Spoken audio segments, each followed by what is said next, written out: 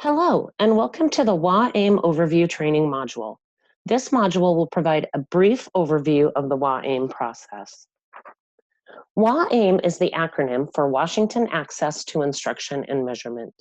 The waAIM is the state alternate assessment designed for students with the most significant cognitive disabilities. The waAIM is required to be administered to students in the same accountability grade levels and content areas as Smarter Balanced and the Washington Comprehensive Assessment of Science. Students enrolled in grade 3 are expected to be tested in ELA and math. Students in grade 4 are expected to be tested on ELA and math. Students in grade 5 are expected to be tested on ELA, math, and science. Students in grade 6 are expected to be tested on ELA and math. Students in grade 7 are expected to be tested on ELA and math. Students enrolled in grade 8 are expected to be tested on ELA, math, and science. Students enrolled in grade 10 are expected to be tested on ELA and math. And finally, students in grade 11 are expected to be tested in science only.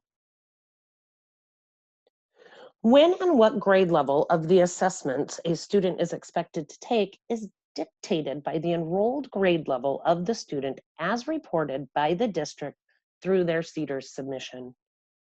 For accountability purposes, there is no benefit in administering off-grade level assessments.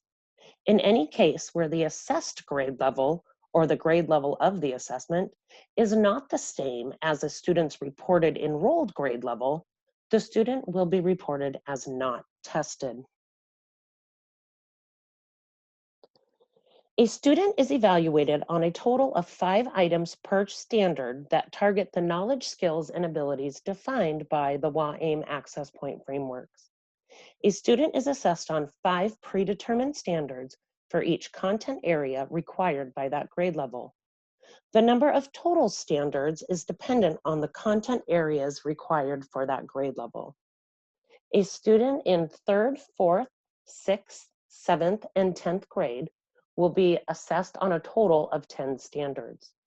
Students in grades 5 and 8 will be assessed on a total of 15 standards because those grade levels include science, and a student in 11th grade is assessed on 5 standards, only science. Showing is a basic flow of the waAIM. Educators will need to identify students for the waAIM. Next, educators will need to access all grade level performance task sets for the grade levels they are responsible for administering the waAIM in. Educators will want to familiarize themselves with the standards assessed at each grade level, as well as review the access points for each standard. Next, educators should access Insight and begin exploring and using the Item and Form Management application. The items found within Item and Form Management are allowed to be used to support instruction towards the grade level standards measured on the waAIM. When the educator is ready to administer the final assessments, the educator should determine the appropriate access point level for each standard for each student. The educator will then want to review the pre-built forms available or begin creating their own final forms to be used in the final assessments. Once final forms are determined, these will need to be associated to each student in the Insight registration application. Next, the teacher should begin administering the final assessments. Once any final assessments are complete, the educator will need to enter that information into the Insight student performance data application. Before an educator can access the final forms in student performance data, and anytime after registrations are complete, the educator will need to complete a student characteristic survey. Once student performance for each final form is entered, the waAIM assessment process is complete. Each of these components will be further addressed in subsequent modules.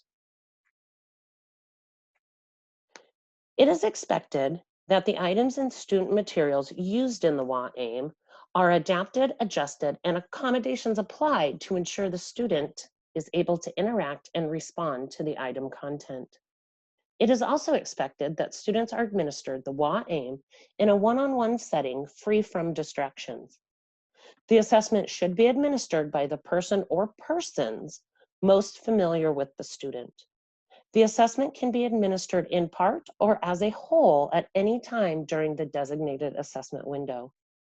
Structuring when and how much of the assessment to present a student can be as flexible as needed to get the most accurate assessment information.